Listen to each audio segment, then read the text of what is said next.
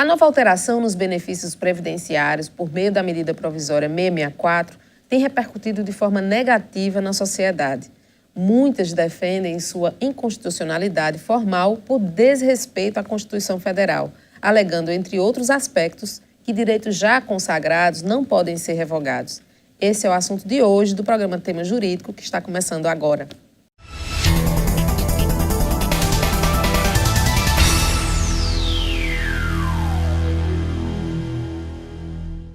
O governo pretende economizar 18 bilhões com a majoração de contribuições previdenciárias em desfavor do trabalhador. Mas alguns juristas afirmam que o benefício não pode ser extinto sem a correspondente diminuição na contribuição previdenciária. Para tratar desse assunto, convidamos os professores do curso de Direito da Facisa, Antônio Marcos, da área previdenciária, e Davi Coqueiro, do Direito Trabalhista.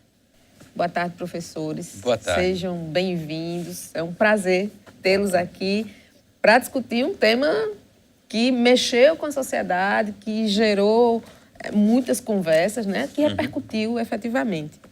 E quero começar com o senhor, professor Davi, uma questão seguinte: dá para ficar tratando temas como esse via medida provisória? É uma situação difícil. Já houve situações outras de majoração tributária em que o Congresso admitiu a discussão por medida provisória, que a questão é política. Mas a análise da Constituição, ela não permitiria, não.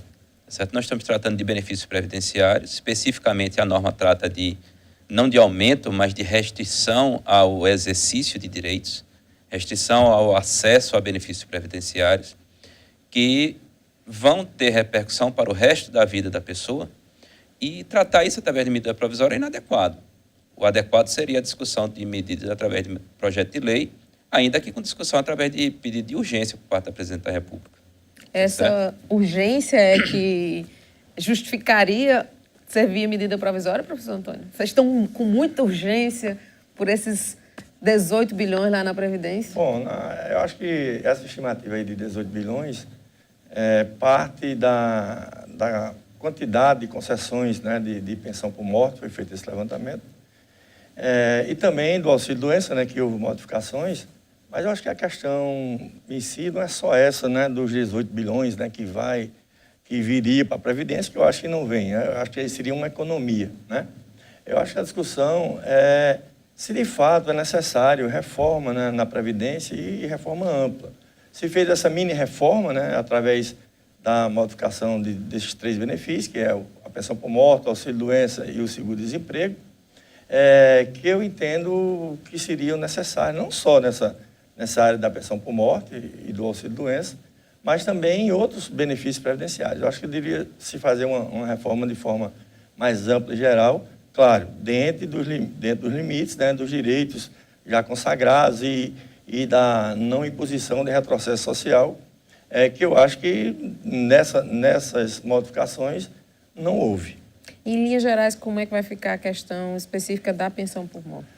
A pensão por morte agora, ela sofreu modificações no sentido, primeiro, de se exigir carência, né, que é tempo mínimo de contribuição, por parte do instituidor da pensão por morte, né, que seria o segurado ou o aposentado, né, que faleceu, e essa carência seria de 24 meses. Né. Também se exige a pensão por morte ter uma duração agora, que não tinha, era um benefício que era sempre vitalício para a cônjuge, companheiro ou companheiro, exceto para os filhos, né, que sempre foi até 21 anos, a não ser que o filho seja inválido, aí seria também até cessar a invalidez, mas houve também essa modificação em relação à duração da pensão por morte para o cônjuge, companheiro ou companheira, né? Dependendo da expectativa de vida desse cônjuge, companheiro ou companheira, a pensão por morte pode ter duração limitada. Só seria vitalícia agora, no momento atual da tabela de expectativa de vida do IBGE, para o cônjuge, companheiro ou companheira que tivesse acima de 44 anos. Por exemplo, uma companheira, uma esposa, né, com 21 anos, só receberia a pensão por morte durante 3 anos. Ou seja, se limitou a duração da pensão por morte. Isso, na sua avaliação, professor Davi, é um caminho justo? Não, porque vai atacar a família, independente de ser o cônjuge sobrevivente, homem ou mulher, na hora que ela mais precisa da renda, tá certo? Nós temos que lembrar que quanto mais jovem a população, mais ela está inserida no mercado de trabalho, só que o mercado de trabalho brasileiro, ele se limita para 80% das pessoas que trabalham em 2 anos de emprego.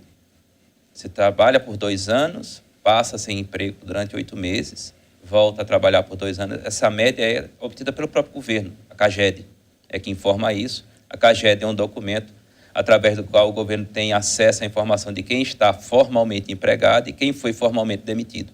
Certamente foi um dado utilizado para discutir a medida em relação ao seguro-desemprego. Mas Exato. a gente vai chegar lá, vai discutir sobre isso também. O problema é justamente esse. Você tem o corte na sua renda quando você tem a renda familiar em 50%, que é a renda do cônjuge que faleceu. Sim. E essa corte dessa renda tem um dia certo para terminar, depois é 0. Isso é muito grave para quem tem uma família para manter, para quem tem... Afinal, as pessoas têm direito a ter uma segurança financeira também. Você, quando casa, você passa a ter a sua renda familiar, a sua renda e a renda do seu cônjuge. O seu cônjuge faleceu, você tem direito a contar com isso. Se você está mais velho, o problema é ainda mais grave, porque esse corte nessa renda vai acontecer na época que você mais vai precisar de dinheiro para remédios, etc. Por mais que o governo tenha uma assistência, uma previdência social na área de segurança e de saúde, a gente sabe que ela é inadequada e insuficiente e você precisa recorrer da sua renda para complementar, com cuidadores de idosos, etc. Vai haver esse corte também. Então, é extremamente injusto. Em vez de ele atracar o problema é o porquê isso está acontecendo, ele simplesmente cortou os benefícios. E transformou em regra o que poderia ser pontual, né, professor? Na realidade, assim, previdência não é assistência, né? As pessoas confundem o sistema previdenciário brasileiro é contributivo. Podia não ser contributivo, mas o sistema previdenciário brasileiro é contributivo. Então, depende de contribuições e a própria Constituição diz que a Previdência Social brasileira tem que manter um equilíbrio, né? Um equilíbrio financeiro e autuarial, né? Ou seja, você não pode, por exemplo, regra, é princípio constitucional, que você não pode criar nem majorar benefício, né, sem um prévio custeio, né? E esses benefícios, né, principalmente a pensão por morte, que está se dizendo que houve corte, na realidade é um ajuste no sistema para manter esse equilíbrio, né? E eu acho que não tem esse tratamento de tirar direitos, não. Eu acho que é um ajuste dentro de uma cobertura previdenciária, né, que é plausível. Outra né? possibilidade de ajuste não poderia ser passando a exigir a contribuição do setor rural, por exemplo? Exatamente. E, tirando aí o foco da pensão por morte, né, que eu considero que esses cortes seriam, essa mudança, né, que corta, essa mudança seria e é necessária, na Previdência Social a gente tem, né, essa exceção de um trabalhador rural que exerce a sua atividade em regime de economia familiar, como também o pescador artesanal, que são dispensados, de certa forma, de contribuir, né? Aqui no Nordeste, a gente tem, nos redondos, uns 60% a 70% dos benefícios, né? mais para o interior, dos benefícios que são mantidos pela Previdência, que são concedidos a segurados especiais que não contribuíram, né, com 1 centavo para o sistema previdenciário. Então, por isso que eu defendo que essas mini-reformas, elas não são adequadas para o sistema hoje. O sistema previdenciário brasileiro precisa de reforma, sim, né? E não se pode admitir, nem dizer, é direito adquirido, porque às vezes é só mera expectativa de direito, e manter, né, benefícios previdenciários que podem quebrar o sistema. E aí vai ser pior para o trabalhador. Aí sim, o trabalhador que precisa, que vai sentir, né, a falta disso aí, certo? Então, eu acho que tem algumas... E olhando a Previdência Social no mundo inteiro, tem coisas, né, que precisam mudar na Previdência. Vou colocar aqui um dado que é polêmico, né? Principalmente as minhas alunas não gostam quando eu digo isso, né?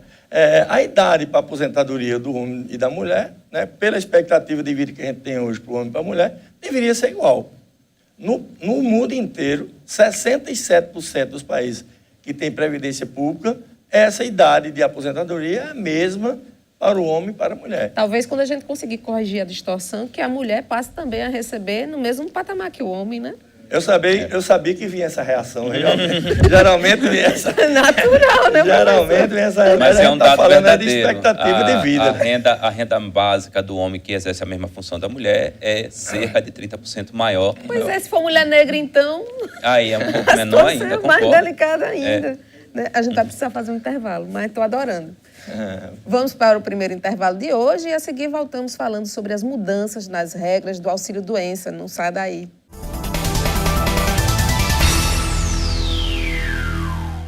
Voltamos com o programa Tema Jurídico, agora falando sobre mudanças no auxílio-doença. Professor Antônio Marcos, eu queria saber, agora a gente tem... Como é que fica a questão do novo teto do auxílio-doença? Bom, o auxílio-doença, as modificações básicas foi em relação a um valor limite, né, do auxílio-doença, que seria o teto, que está limitado à média das últimas 12 contribuições do segurado, né, para se evitar que alguns segurados que recebam auxílio-doença superior ao último salário dele, né, continue doente, né, ou continue querendo ficar, né, com esse engozo do benefício, né, e para desestimular exatamente isso. Mas esse teto não modifica o cálculo do valor, né, do auxílio-doença, que é calculado pela média de salário do trabalhador. A regra ainda continua de 91% dessa média de salário do trabalhador, que pode sim diminuir a sua remuneração enquanto ele está doente. Uhum. Mas, de novo, a gente está aí utilizando ou pensando que o trabalhador usa de má fé. Mais uma vez, o problema pontual é tratado de forma geral. A massa de trabalhadores está sendo punida, no final isso transforma numa punição, e a massa de trabalhadores que vai estar doente vai estar sendo punida, porque um grupo pequeno de trabalhadores busca se locuplementar, porque isso ocorre também, a gente sabe que ocorre. É real. Através de um mascaramento de uma situação de doença, que é pior, que vai ter sido chancelado pela perícia do próprio INSS, porque ninguém fica de auxílio-doença sem que passe por uma perícia do INSS que diga que ele realmente está sem condições de continuar a trabalhar. E aí isso me faz lembrar relatórios ou investigação sobre fraudes, professor. Como é que está isso hoje na Previdência? Exatamente. A gente, hoje, por incrível que pareça, né, 60% dos benefícios que são mantidos pelo INSS são benefícios por incapacidade. Então, o Brasil está doente. Parece que o Brasil está doente. Hoje, né, eu costumo até brincar com meus alunos, no dia de São José, antigamente a gente não via nenhum trabalhador dizer que eu estou com lombalgia, não vou poder trabalhar, vou me encostar pelo INSS, né? Tirando a história da perícia, que é claro que a perícia, né, é feita de forma isenta, mas, ou seja, 60%, né, 60% dos benefícios, né, são benefícios por incapacidade. Mas o que eu falei, né, a ideia não é só essa, né, o limite não é só por isso, né? Vejam que, se a gente falar dessa maneira também, isso vai atingir um número muito pequeno. Esse teto não vai ter influência nenhuma na concessão do benefício para os trabalhadores. O problema pior, que eu acho, né, é esse 91% da média, que é a regra atual, entendeu? Essa história do teto, isso aí não faz grande diferença, né? Porque os trabalhadores que estão realmente doentes, esses não vão ter essa limitação aí. E essa quantidade de pessoas, né, que recebem um benefício maior do que o último salário dele também é ínfima, né? Ou seja, a ideia de se estabelecer um teto, né, para o auxílio-doença é para coibir alguns abusos, mas não é a regra. Isso não vai modificar o grosso, né, dos trabalhadores que recebem o benefício de auxílio-doença. Professor, o senhor acha que essas medidas podem estimular as empresas a trabalhar a questão da prevenção, investir mais na saúde e segurança do trabalhador? Complementando um dado apresentado pelo professor Antônio Marcos, o Brasil é um dos recordistas mundiais em acidente de trabalho. Certo? Cerca de entre 86 e 100 mil empregados morrem todo ano vítimas de acidente de trabalho. A gente tem uma área que se destaque mais, a construção civil? Serviços, porque existe uma simulação Na realidade, essas empresas de serviço que concentram esses acidentes são serviços na construção civil. Na construção civil. Tá certo? São empresas que fazem serviços para grandes empreiteiras. A gente enfrenta muito isso lá em Patos, principalmente, tem um volume gigantesco de pessoas que são empregadas da área de construção de forma indireta. Eles são pedreiros, eles são ajudantes, mas aparecem empresas como prestadoras. serviço. Exatamente. Tá certo? E o fato de o Brasil estar doente, 60% dos benefícios previdenciários serem por incapacidade ao trabalho, é decorrente desse ambiente de trabalho inadequado. Ele, na realidade, existe. Tá certo? Tem fraude, como bem indicado o professor Antônio Marcos, existe fraude. Também tem gente que não tem nada e está pedindo. Mas, assim, o volume de ações por acidente de trabalho, por doenças profissionais, reconhecidas ou não pelo INSS, inclusive o INSS nos pede que sempre que haja uma condenação na Justiça do Trabalho decorrente de acidente de trabalho, nós o informemos para ele se ressarcir do prejuízo causado pela empresa. Certo? Esse diálogo vocês vêm fazendo? Sim, costumeiramente. Ações regressivas. São dados que indicam que o volume de acidente de trabalho no ambiente da empresa é muito grande.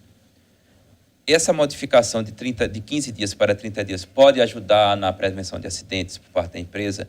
Eu realmente não sei. O que eu acredito é que não, porque a situação atual já é caótica. Não é por causa de 15 dias a mais de pagamento de salário que a empresa vai mudar suas práticas de anos. Eu estou acostumado a receber ações em que a pessoa morreu em acidente de trabalho e só depois da morte, de 3 ou 4 acidentes diferentes, um aqui que acabou gerando a morte, é que a empresa contratou um técnico de segurança do trabalho e promoveu um estudo no ambiente de trabalho para saber que atividades deveriam ser ou não coibidas ou modificadas. A lei precisaria...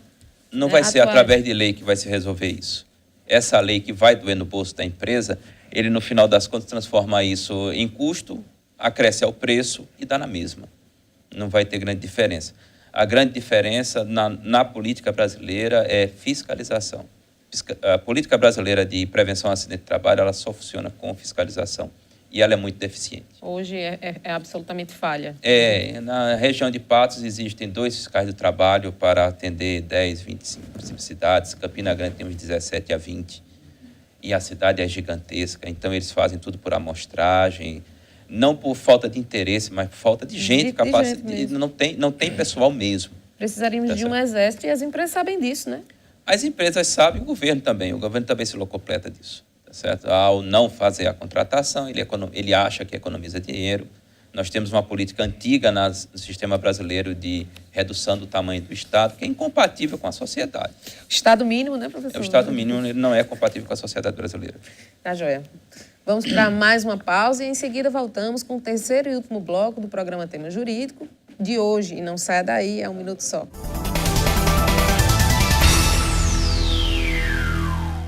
Voltamos com o programa Tema Jurídico, que hoje aborda a medida provisória 664, com alterações na legislação previdenciária e trabalhista. Professor Davi, um dos pontos é a questão do seguro-desemprego. É verdade. Que vai ter aí um universo enorme, né, de trabalhadores que vão ser afetados. Que impacto o senhor avalia na vida desse trabalhador?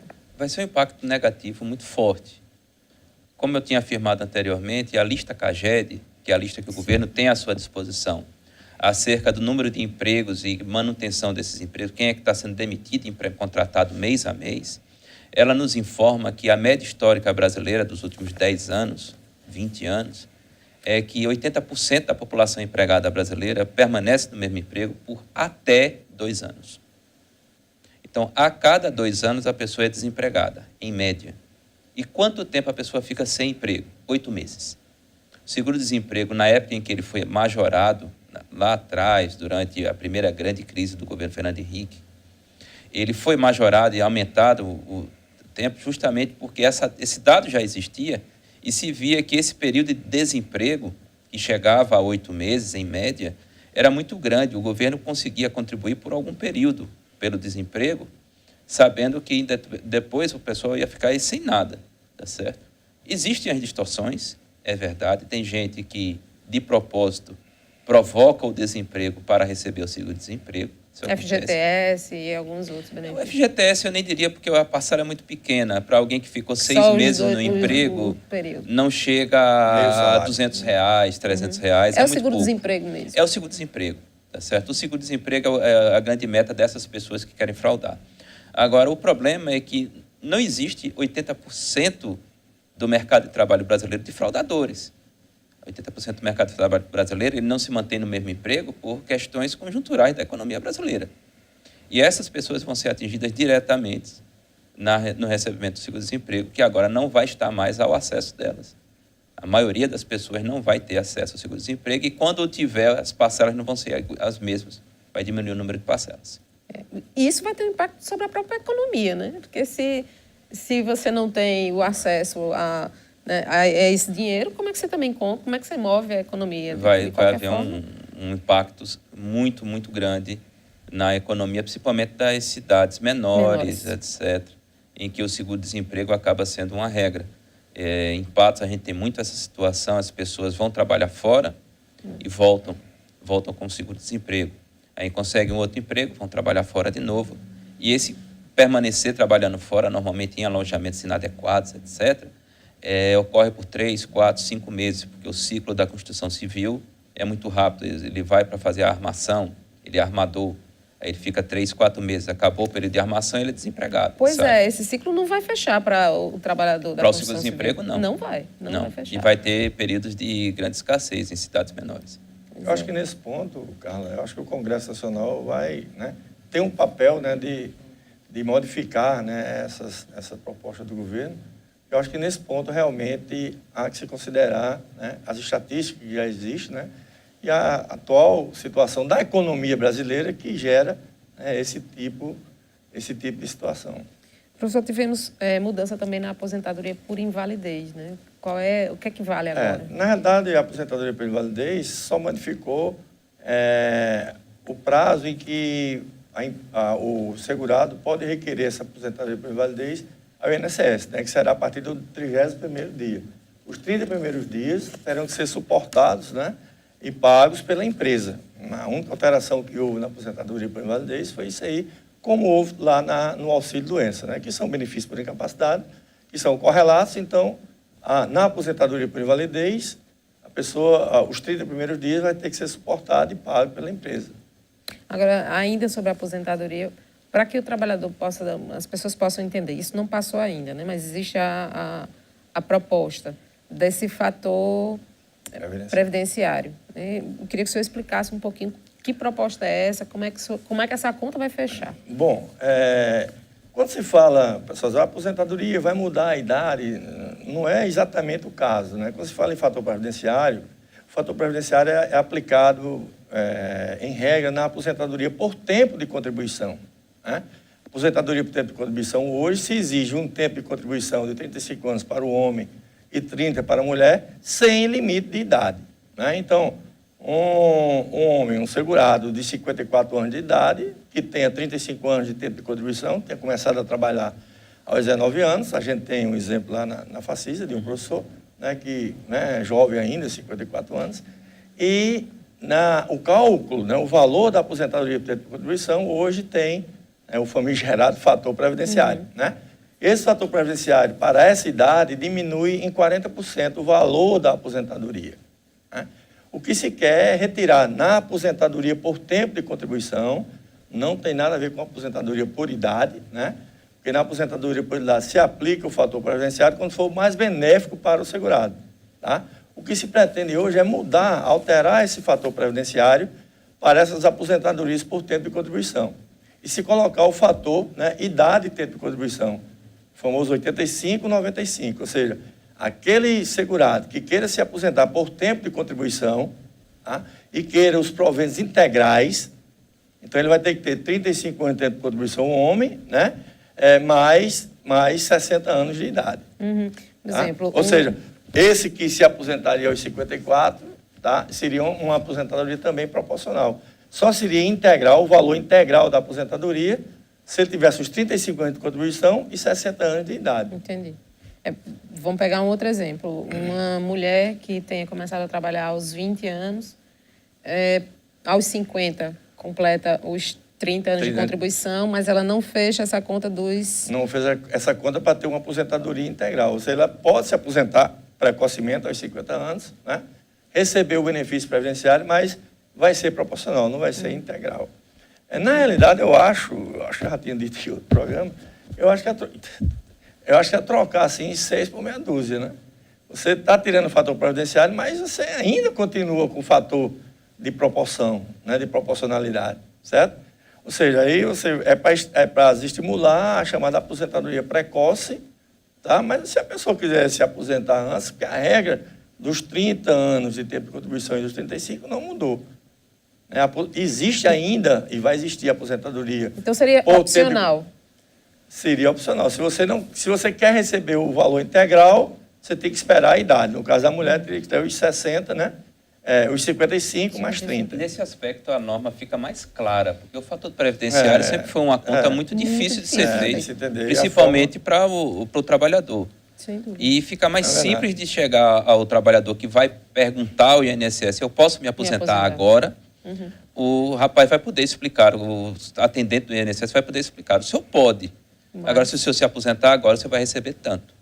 Para o senhor receber integral, o senhor vai ter que ter tantos anos de idade também, além do tempo de contribuição. Fica mais claro, como o senhor colocou mesmo, né?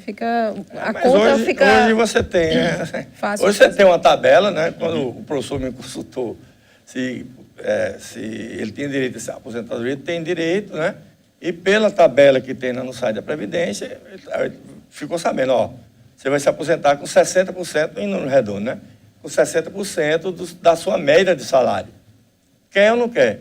No caso, ele disse, é melhor um passarinho na mão do que 2 voando. Né? E aí, se aposentou. Por quê? Na aposentadoria pelo regime geral, necessariamente a pessoa não precisa se desligar do emprego. Não precisa deixar de trabalhar. Né? Então, aí seria a opção dele. Ele pode esperar mais tempo, né, para aumentar o valor da aposentadoria, mas também ele pode se aposentar agora. Gente, o tempo acabou. A conversa Esse foi... assunto dava muito... Dava uns 3 anos, né? A gente já deixa aqui o convite para, em um outro momento, estarmos juntos novamente. Mas quando começar a discussão no Congresso e tal, quando for rejeitado ou não, a gente volta. volta. Então, eu quero agradecer a presença de vocês aqui e abrir para as considerações finais, começando pelo professor Davi. Tá certo. O primeiro problema da medida provisória é que ela é uma medida provisória. Não se trata de benefício continuado através de medida provisória. A medida provisória já prevê, em alguns casos, que ela só começará a viger depois dela ter sido expirada. A medida provisória vale por até 60 dias, podendo ser renovada uma única vez, se o Congresso não a tiver discutido. O Congresso discutiu, ou passado o prazo e ela ter sido arquivada, ela não pode sequer ser reeditada na mesma legislatura. Então, esse é o primeiro problema. Ela prevê prazo de 90 dias para a entrada de vigência. Se ela só vai valer 60 dias, nós já estamos diante de uma coisa que, evidentemente, não poderia ter sido tratada através de medida provisória. O segundo grande problema é a inversão dos valores. A Constituição nos diz expressamente, parte do pressuposto da boa-fé nas relações. A medida provisória parte do pressuposto de que o trabalhador age de má-fé. E ignora vários dados estatísticos importantes e situações de vida que vão ser incrivelmente prejudicados pela norma. Essa é a minha avaliação geral. Que há uma necessidade de uma rediscussão do assunto? Há, mas não desta forma. Okay. Obrigada, professor. Professor Antônio Bom, Marcos. assim, falando, né, da medida provisória, do impacto, né, que causa a medida provisória 664, sem embargos aí de posicionamentos em relação se cabe ou não medida provisória, eu acho que a Previdência Social brasileira é urgente uma reforma ampla da Previdência Social brasileira. Né? Eu acho que essas mini-reformas, às vezes, pegam mal politicamente e socialmente, mas a gente não pode fechar os olhos, né, à necessidade de reforma do sistema previdenciário brasileiro. O sistema previdenciário brasileiro, ele é baseado... apesar de se dizer que a Previdência Social brasileira é contributiva, ele é baseado muito no assistencialismo. Né? Para você ter uma ideia, a pensão por morte, eu acho que aí quase ninguém contesta, e alguns que contestam é porque diz que vai diminuir o valor, não. Mas a pensão por morte, quer dizer, de um certo tempo para cá, foi calculado com base em 100% da renda do provedor da família. Porque qual é a essência da pensão por morte, né? Como direito previdenciário para os dependentes do segurado. É que quando ele falecer e não puder mais sustentar a família, tá?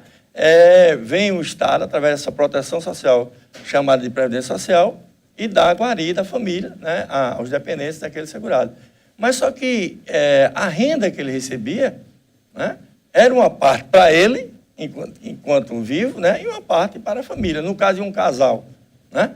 Então, esse cálculo de 50%, eu acho que é justo, porque se ele faleceu, os dependentes ficariam com 50%, mais um acréscimo, né, de 10%. Ou seja, não se estimular um direito previdenciário, né, como um sustento para os dependentes, vitalício até, para o caso do cônjuge, sem necessidade que aquele cônjuge vá trabalhar, seja homem, seja mulher. Né? Então, assim, eu acho que não a medida, né, provisória em si, mas eu acho que a reforma da Previdência é necessária e é necessário se pensar de forma geral, não pontual. Eu discordo dessa forma de ficar, né, fazendo essas reformas pontuais e, às vezes, passando a ideia de que porque por conta das fraudes ou por conta de determinada pessoa. Não é. Não é. Se dá um exemplo, né, para justificar, é apenas um exemplo, porque há necessidade da reforma, né, e de comparação até com o sistema previdenciário do mundo inteiro. Né? Ou seja, a Previdência Social brasileira não pode ser meramente assistencialista, não. Né? Tem, claro, um contorno principiológico e constitucional que precisa ser mantido. Não pode ser assim. Né? Inclusive em relação a alguns benefícios que são discriminatórios. Quanto tempo se discriminou a empregada doméstica e ainda se discrimina como segurada. Né? A empregada doméstica contribui e, às vezes, não tem direito a determinados benefícios, pelo menos por enquanto, auxílio acidente, por exemplo, que o segurado especial que não contribui tem. A gente depois faz um bem específico sobre isso, tá bom? Obrigada. E obrigada a você também pela sua audiência aqui na TV Itararé e no nosso canal no YouTube. Bom final de semana e até sábado que vem com mais tema jurídico da Facisa.